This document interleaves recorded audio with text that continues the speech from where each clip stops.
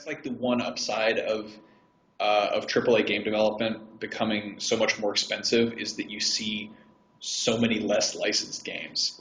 Like it's pretty much like you get an iPhone game. iPhone games are the new shovelware. Yeah. But like, I mean, that Deadpool game was the closest you get, and even that's like fairly, pretty competent. Like it was a decent enough game. But you look at like Playable. Activision, like Activision X-Men games from like the not the X-Men, but the Spider-Man games. Like Spider-Man 2 was good, Ultimate Spider-Man was good, and then there was like a bunch of other ones that were just kind of not quite there. Yeah. You go back to like the Super Nintendo era, and there's just like piles of shitty superhero games, and you're like, ugh. Yeah.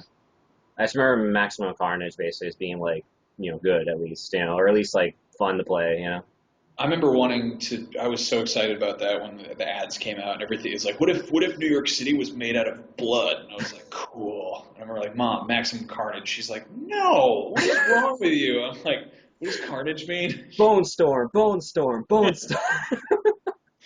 Yeah. Thrill House. I absolutely love that one. Like especially with the parody like Mario and Luigi like coming out. It's like, come on, Bart, play the game or just steal the game. Like no one will ever notice. I think that was like the first and last. Well, it was God.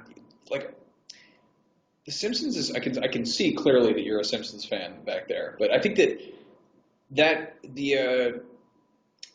shoplifting episode was that was towards the end of it being really solid, but that was when it was still really good. That was managing to be relevant about video games without being totally pandering. But like The Simpsons went to E3 recently. What the fuck? Why was they had that little like the like Big Daddy statue. I remember like I saw like they posted like a picture about it. It's like, hey, look, our next episode has BioShock in it. Not really.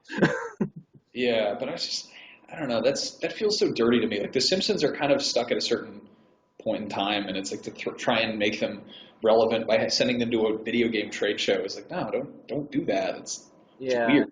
It's kind of, I don't know. It's I guess it's like just a different time because like back then, I mean, like The Simpsons was like the controversial thing. Like it was basically the South Park of its time, and then South Park totally. came out. It's like, oh no, we could be a lot worse. Yeah. So I think it's kind of like lost its edge and lost like some of the writers, and it kind of started going a little downhill there. Yeah. Yeah. I mean, TV shows kind of degrade. They become every character becomes a parody of that character, and it's like writers who don't necessarily understand what was funny about things will jump on and try and write them. Yeah, The Simpsons died for me with Armin Tamzarian. And they were just like, what if we just took Principal Skinner and then gave him a gritty reboot? Yeah. Why? That was a very strange episode, I remember. Like the very first time I saw them, like, huh?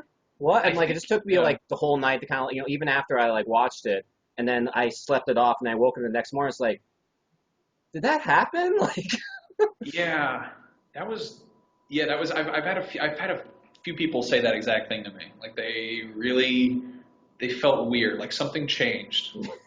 That episode of The Simpsons was really our generation's Kennedy assassination, I would say. Something changed, and it was just Yeah.